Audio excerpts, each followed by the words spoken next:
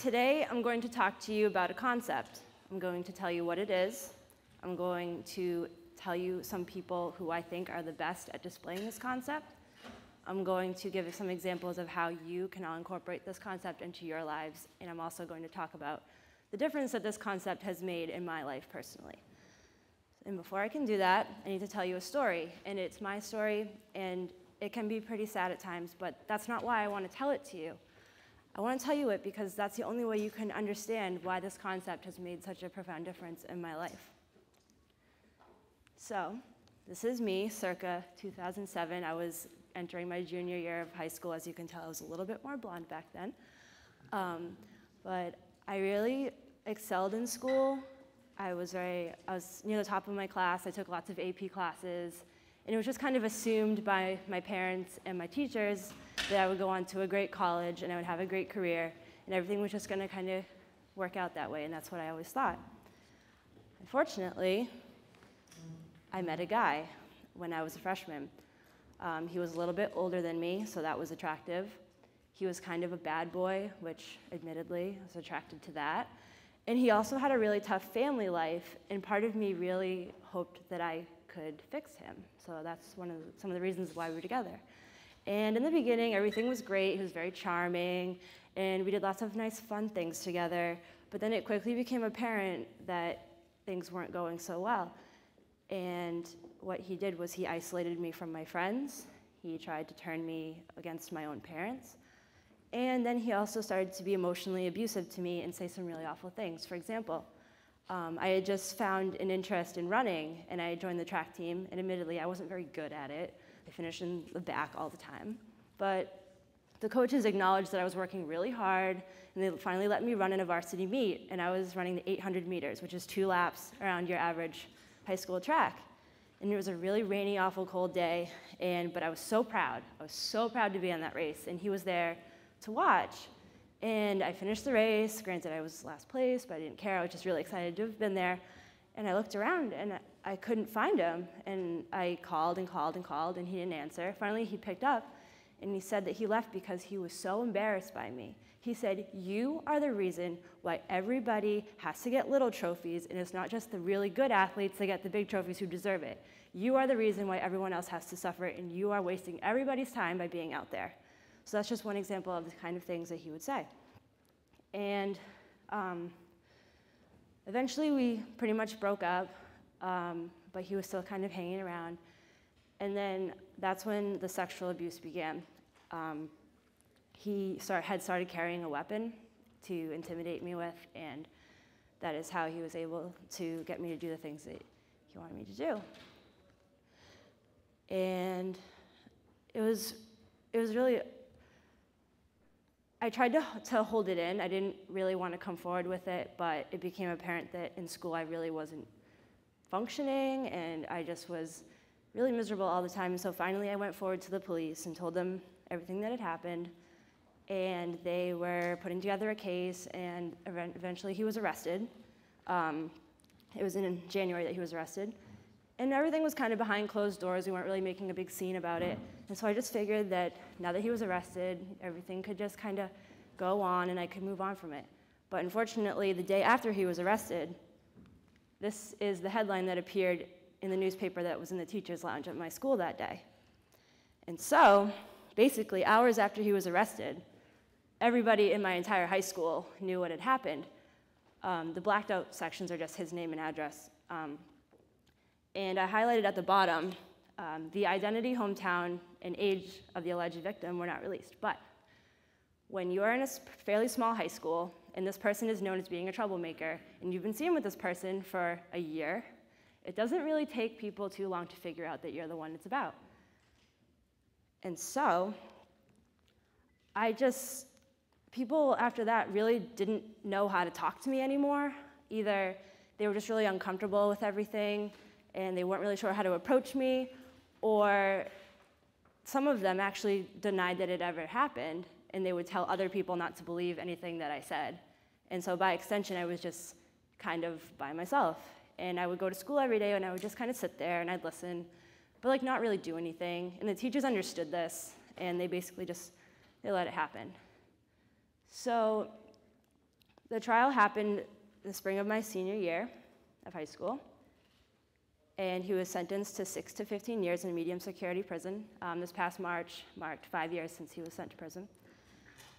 And everything seemed like it was going to move on, and everyone was really impressed by how strong I appeared to be, and they loved the statement that I made in court, and the judge was really excited about it. And so I thought that that was kind of going to be it, and we were going to move on with the next step. I was accepted to Tufts University. I was the first person in my extended family to go to a four-year school, and so this was a really big deal.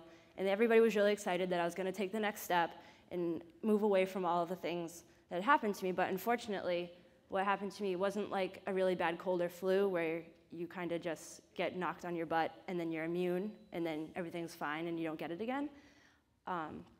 The experiences that I had followed me and the effects followed me, and I would sit in my single room at school and just not do anything. I wouldn't do work, but I also wouldn't go out and hang out with friends or anything like that. And so eventually the administration said, you know, you really need to leave and work on your issues. So I left Tufts, and then it kind of just became, what now? Because until that point, you know, it was always the plan of go to elementary school, go to middle school, go to high school, go to college, graduate, get a job, live on forever and be happy. But for the first time in my life, I didn't know what I was going to do. I didn't have a plan, and that really, really made me upset. It frustrated me. I didn't know what the next step would be. And so I wasn't in school anymore. I was working at my part-time job, just kind of feeling bad for myself. And then I decided to take my running, which had become something that I found a lot of comfort in, and take it another step further. And so I trained for and ran my first half marathon, and I ran under 2 hours, and I was really excited about it because that was my goal. And that experience really was the turning point as far as me recovering. And I decided that I wanted to kind of be more involved with the sport. I wanted to join a team. And I was at a local race, and I saw the gentleman, the taller of the two in blue. His name is Matt. He sold me my running shoes. That's the only way that I actually knew him. And I saw him at this race, and I saw him in this singlet, and I said, Sisu Project, that sounds cool. Let me email him and see what that team's like. So I emailed him. I said, hi, Matt. I'm really interested in your team, but I want to know, like, what kind of time standards do I need to meet? Do you guys do weekly workouts I have to attend or anything like that? And he said, whoa, whoa, whoa. No, we're not. That's not what we're about. We live by 3 things. Number 1, your goal is our goal. Number 2, embrace the green smoothie. And number 3, Sisu. And I said, what in the world is that?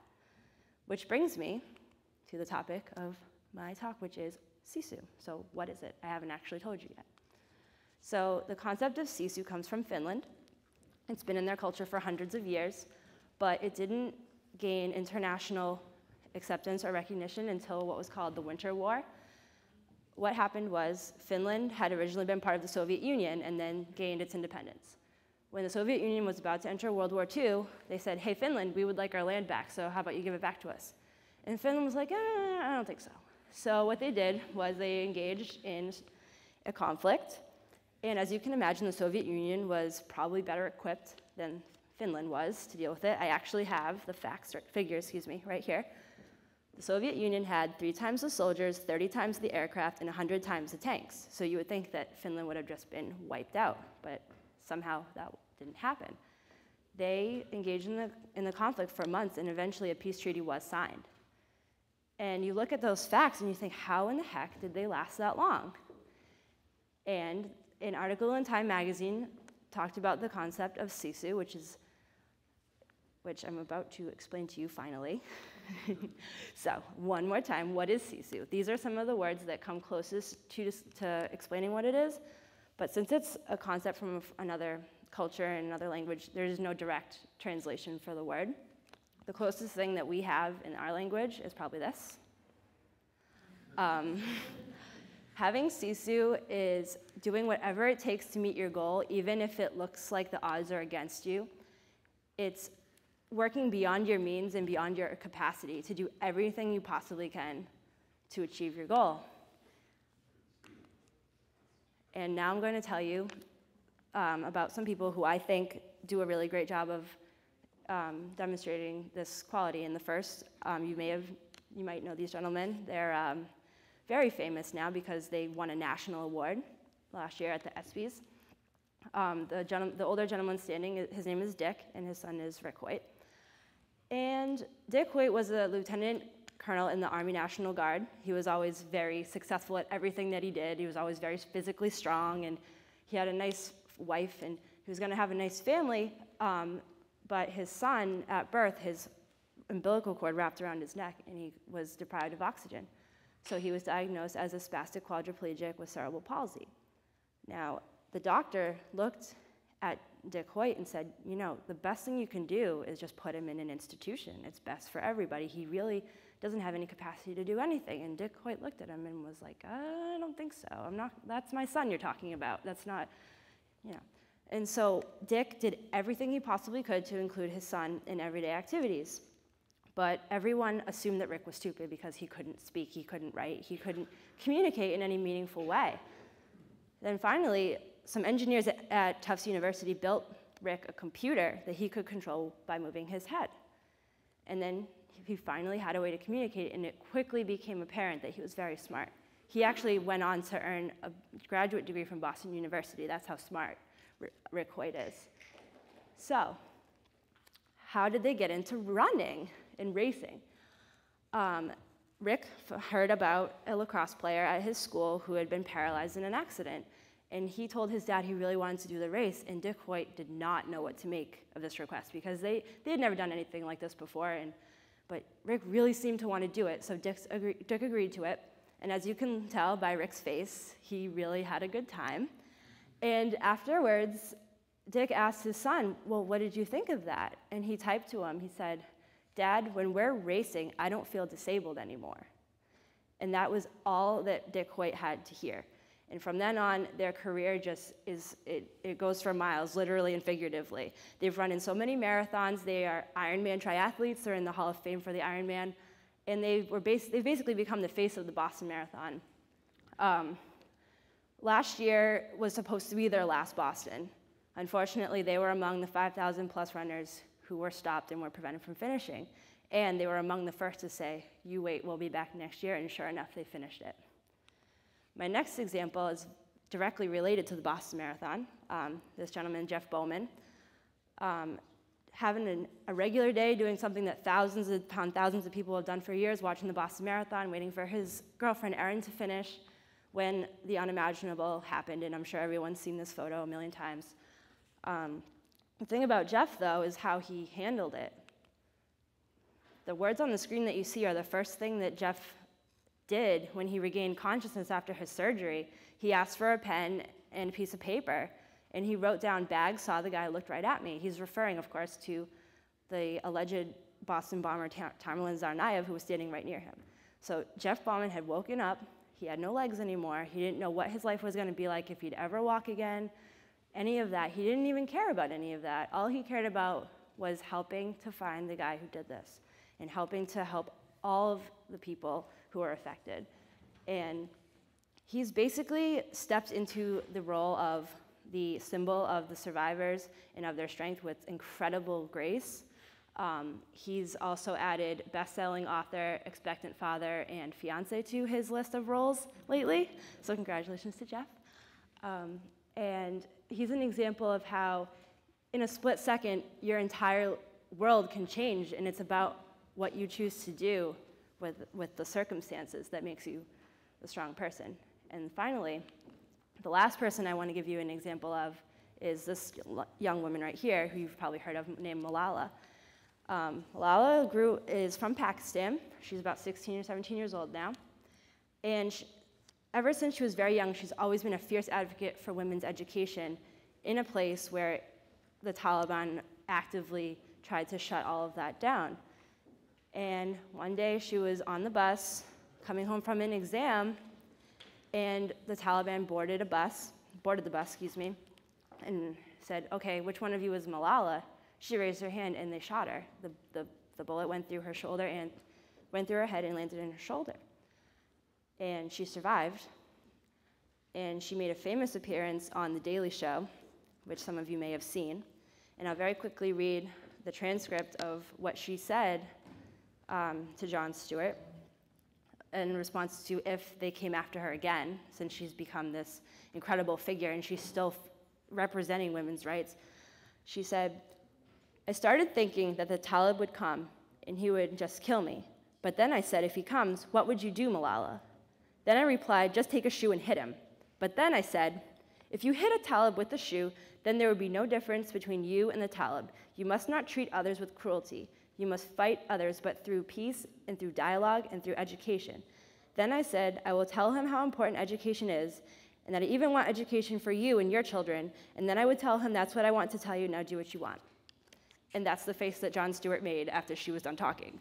And if you know anything about Jon Stewart, that's saying something, because he never stops talking. And so for her to go through what she went through, to come that close to death and still say that if they came after her again, she would just keep spreading her message, I think that that's an incredible amount of Sisu, and I think she's the best person at representing it. So, I summarized Sisu for you in 3 main points that you can use. The world according to Sisu. Number 1, if you have Sisu, you are guaranteed to achieve meaningful success regardless of disability, shortcomings, or perceived obstacles. This is especially true for people like Jeff Bauman and Rick Hoyt, and anybody who's gone through an incredible trauma, but it really applies to anybody. And the important thing to remember is that the success that you achieve doesn't have to be meaningful to other people. It's only about what it means to you, and by default, it's going to mean a lot to you because of all that you had to go through to achieve it. 2, goals are not path dependent. Missteps can be the most important ones you take. If one way doesn't work, find another. Sisu is all about perseverance. It's all about keeping on going towards the goal no matter what happens. If you hit a wall, go around the wall. It doesn't matter if you can't climb over it, just find another way to go around it. And I think that sometimes we forget when we're trying to achieve a goal, if a path doesn't work, we get stuck. And it's so easy to just say, why did this happen? What could I have done to not let this happen? But what we really need to do is say, okay, this is happening. What can I do to move beyond it? And 3, this is really important because I feel like the examples I gave were of these people who've overcome these crazy, amazing odds, and some of us might be intimidated by that. I know I am. So this is really important. Anyone can have Sisu for any reason. You can find it at any point in your life, and it can help you solve problems that may otherwise look daunting. As I said, if you come up against an obstacle, it doesn't matter that you're at an obstacle. It matters how you deal with that obstacle. And so to bring it full circle back to my own experience, as you can tell, I didn't stay out of school forever. I went back, and I'm here at UMass Lowell. Next month, I'm going to be walking commencement, and then by the end of the summer, I will have achieved my Bachelor of Science degree. And I couldn't have done that without the tools that I've learned through being as part of the Sisu project and the values that they've all instilled in me and inspired in me. All of them have overcome amazing odds, some of them physical disabilities or injuries. Others have family things that they've overcome, but everybody on the team has something that they've overcome because of their deep belief in Sisu. The other thing, to go back to running, the person who was told that she was an embarrassment to everybody else at the track meet, that she shouldn't run anymore, that it was just pointless for someone like her to be doing that, not only runs marathons now, but qualified for and ran the Boston Marathon this year. It was only 6 days ago, which explains the crazy, weird sunburn situation. So it was figuratively and literally the culmination of my journey with the Sisu project. It's not the end of the journey by any means, but it meant so much just because of how much I had to go through to do it. And I should mention that even though I try to live with Sisu every day, I still have days that are it's so easy to shut down and to remember all of the awful things that happened and feel like a victim and say, I don't deserve to have all of these great things that are being put in front of me. I don't deserve to graduate from school, so I'm not going to do work. It's so easy to be like that, but the important thing is that even when you have a bad day, you just have to move beyond it and to just remember that even though the path was deflected, I went through the traumatic things in high school, and then I was ejected from Tufts, but whatever goal I end up reaching, it's going to be, it's just, sorry. The steps towards the goal aren't what's important. It's reaching the goal is the ultimate aim, and that's what Sisu teaches you. And that maybe the missteps that you take meant that the path you were on wasn't the correct one. And so I like to think that that's what will be the case for me. And so I'd like to thank you very much for your time.